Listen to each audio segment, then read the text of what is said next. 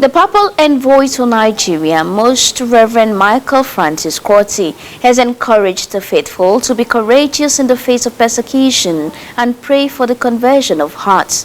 He gave the encouragement during an interview at the Pro Cathedral in Abuja. Well, first of all, it's to recall the great theme of this Jubilee year is one of hope, and certainly in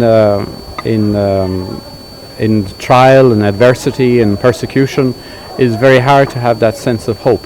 But nonetheless, to remind people that not regardless of the sufferings, and maybe especially because of the sufferings, Christ is always near to them, and that they should constantly trust in the Lord.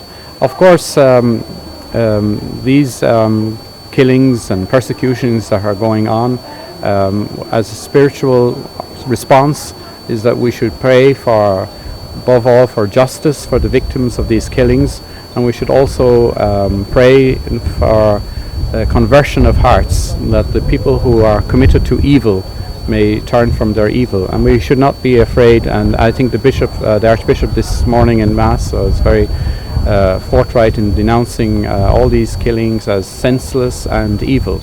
So, and anything that is evil in the world is the work of the devil, and we should be very clear about that.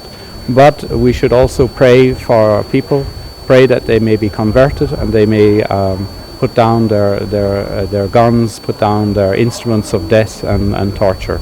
And so ultimately to trust always in the Lord and to hope in the Lord that He will be by our side in all our trials and tribulations. He then called for inward preparation on Good Friday to receive the resurrected Christ on Easter Sunday.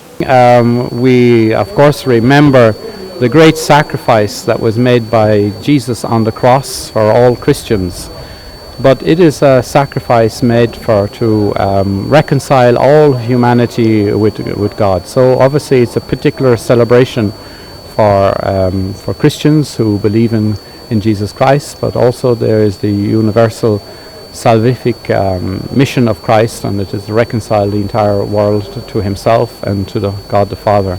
And so as we look to the cross, as we look to the suffering of the cross on Good Friday, to know that the depth of this suffering is also a sign of hope, the hope that will be realized with the joy of Easter celebration on Easter Sunday. So with every Good Friday there follows an Easter Sunday, and certainly when we enter into the solemn celebration of Good Friday, it is a moment to recollect on the suffering of Christ and prepare ourselves interiorly for the coming of Him in the resurrection.